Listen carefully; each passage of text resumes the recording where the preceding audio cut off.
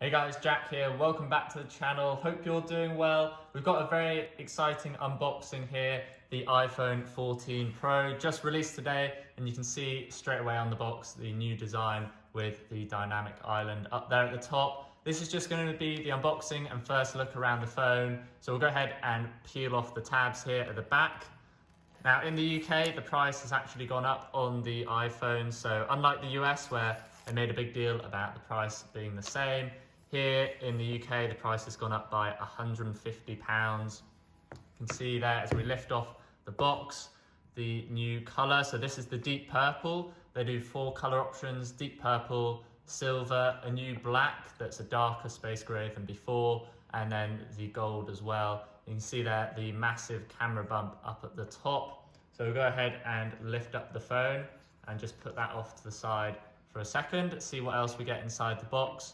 So we get the USB-C to lightning cable down here at the bottom, so that's the same as usual. Up at the top, I'm imagining this is slightly different to the US. So yes, we have a SIM ejection tool. So you'll get that in the rest of the world, but in the US, because there is no SIM card slot, you will not get that. And then an Apple sticker as well. No charger as usual, so that's all you get inside the box, the cable and the SIM ejection tool, unless you're in the US. And then we have the phone here. So we'll go ahead and peel off the paper. And there is the phone. You can hardly see the notch at the top, or the dynamic island, sorry, up at the top. So when it is dark, it is pretty well hidden. This of course has the new always on display that we'll get to see later on. So if we just take a quick look around the phone, we've obviously got the hole punch up at the top, so the circle for the camera, and then the oval for the Face ID, and they've moved the proximity sensor under the display so it's slightly smaller. On the left here we have the mute switch, the volume rocker. In the rest of the world outside of the US we have a SIM tray. Over on the right we have the sleep wake button, Siri button. If you're in the US you'd have the 5G antenna, but in the rest of the world we just have antennas around the phone. Up at the top there's nothing. Down on the bottom, we still have the speaker, the microphone, and the lightning port, so no USB-C, unfortunately. And on the back, we have the massive set of cameras. So this is the big update for the iPhone. We now have a 48 megapixel wide camera. So that is a larger sensor with a lot more pixels. Then we still have one telephoto camera at 12 megapixels, and the ultra wide also at 12 megapixels. We have the second generation sensor shift, so should be better stabilization, and that goes along with the action mode, so you can get some really stable footage when running alongside someone, or cycling along someone, you want to film them. You should get super steady, just like on a GoPro. But that is a look around the outside of the phone. If we go ahead and power it up, you also have the speaker hidden up there at the top, and there's the Apple logo.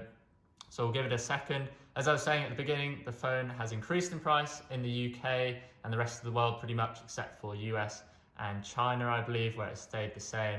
So bear that in mind if you're looking. And there we go, the hello on the front, and you can get a better look at the dynamic island up here at the top. So you can see now get screen going around the top of the phone as opposed to the notch on the previous iPhones. And if we go ahead and swipe up, you can see the setup. So we'll go ahead and set this up. Quickly, before we get back to the iPhone 14 Pro, my friends over at ESR were kind enough to send out a bunch of accessories for the new line of iPhones. This includes cases, screen protectors, and chargers. This one in particular is very cool. It has a built-in kickstand around the camera lens, so you can go ahead and pull it out, and then you are able to stand your phone in portrait or landscape to watch videos or read something on your phone. It also has their HaloLock series on the back here, which is also compatible with MagSafe accessories, so you can go ahead and attach anything to the back of your phone. In the background you'll see the 3-in-1 charger from ESR. It includes the magnet, so you can go ahead and attach your phone, and it has CryoBoost technology, which turns on the fan in the charger to keep your phone cool and charging at full speeds. Along with that, it has a charger underneath for your headphones, and on the side there, a charger for your Apple Watch. so you can charge all your devices at once, and the button is for turning the fan off when you are sleeping. And for when you're on the go, ESR has a battery pack which can snap onto the back using the HaloLock, and it will charge at 7.5 watts. It also has the built-in kickstand on the back, and unlike a lot of other chargers, you can go ahead, press the power button for 3 seconds to turn off the charging. So very useful if your phone is nearly charged and you want to save the power but use it as a kickstand.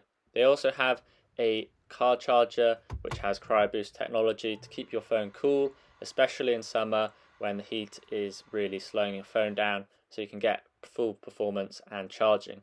If you guys want to check out ESR, links in the description down below. But with that, let's get back to the iPhone. Alrighty, so that is the iPhone 14 Pro all set up, ready to go. If you want to see the video on how to do that, link in the top right as I mentioned before. But straight away you can see one of the new features of the Pro models, and that is the always on display. So you can see up here at the top the date and time. If you had any widgets, they would show underneath. And unlike an Android phone where you may be able to have a picture as well, the iPhone, the whole screen is lit up. So you can see the cutout around the Face ID sensors, the do not disturb here at the bottom. The whole screen is lit up. So we'll have to see if that uses any more power compared to say an Android phone. It is running at just 1 Hertz, so should consume very little power. It also uses a chip within the A16 to conserve power by just running that 1 Hertz display. And it has some software features as well built in. So something like if it's in your pocket, it will turn off the always on display. If it's face down on a table, things where you can't see the phone, it will turn off the display. And also if you have an Apple Watch and you put your phone down on a table and walk away from it, it will go ahead and turn off the display because obviously you won't be able to see it. So that's great to see software features built in to try and limit power consumption, especially when you can't see the screen. We'll have to see though, as I said, how it holds up in battery tests. If we go ahead and wake up the phone, you can see that it fades in nicely. Lock it, it fades back out. If we look up at the top, you can see the little lock icon just fades into the dynamic island, and we swipe up, we're on the home screen. We start off by just checking in settings, go into general, into iPhone storage, see how much space we have out of the box. We're using around about 18 gigabytes out of the box. We do have some data downloaded for health, but that leaves you with around about 110 gigs out of the box. You do have downloaded apps by default, so you could delete GarageBand, Keynote, iMovie, and that would save you a few gigs there, but around about 110, maybe 105 gigs free, 115, sorry. And obviously storage goes all the way up to 1 terabyte at 256 and 512, and then 1 terabyte. And that price increases by about $100 or £100 for each model. We back out of here into display and brightness. You can see the new toggle for the always on display. So just the toggle, if you turn it off, the screen just goes blank like any other iPhone before this. If you toggle it back on, then the always on display is there. But no options have just the time and date show or just the widgets. It's just simply always on or nothing. So that's very Apple. You can't have the wallpaper disappear. It is either all on or nothing at all. You still have that 120 Hertz display like the iPhone 13 Pros. As I said, with the lock screen, it goes down to 1 Hertz, but when you are just stopping on the home screen, it's limited to 10 Hertz. So they haven't opened up that 1 Hertz to the home screen or apps, anything like that. Maybe they will in the future. It could help save power, but maybe it's to do with the animations ramping up. It would be too slow. So it's only down to 10 Hertz when you're on the home screen like this, and the 1 Hertz is reserved for that always on display. If we take a look at something that we use, the dynamic island, we'll head into music here, Apple Music, just play Apple Music 1. You can see there as I swipe out, it now displays the album art up there along with the waveform. So this is the new feature of the Pro models, the dynamic island. If we tap and hold, you can see it brings up the widget. You can play, pause, AirPlay, skip, everything like that. If you tap on it, it will bring you back into the app. So it's almost like a quick switch feature, multitasking feature that you can use. If you have 2 apps, we'll start a timer here, swipe out. You can see the dynamic island splits into 2. So music on the left and then the timer on the right.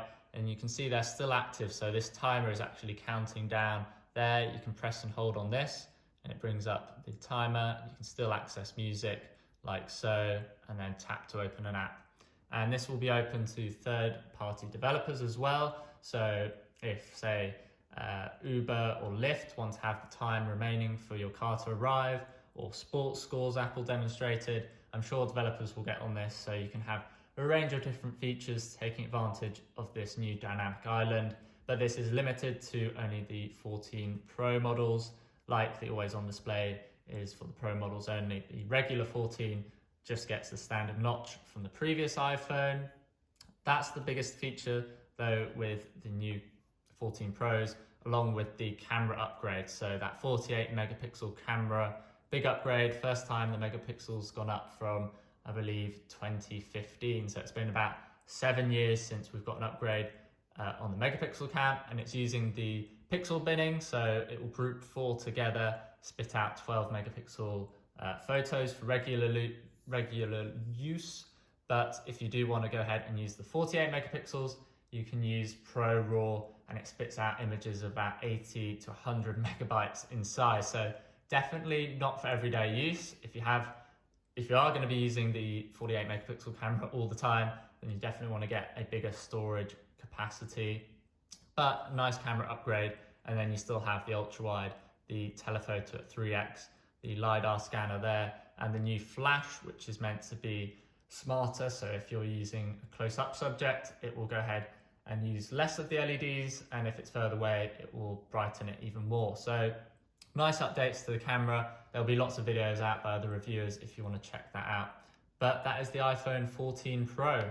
As I said before, ESR have a range of cases and accessories if you do want to check them out. This one is particularly cool with the kickstand in there and the HaloLock that works with MagSafe accessories. If you guys have any questions about the iPhone 14 or the Pro model, go ahead and leave a comment down below. If you found this video useful or enjoyable, do please hit that like button. It really helps out the video and the channel. And if you're new, get subscribed over here on the left for upcoming videos. Thanks for watching, guys, and I'll see you in the next one.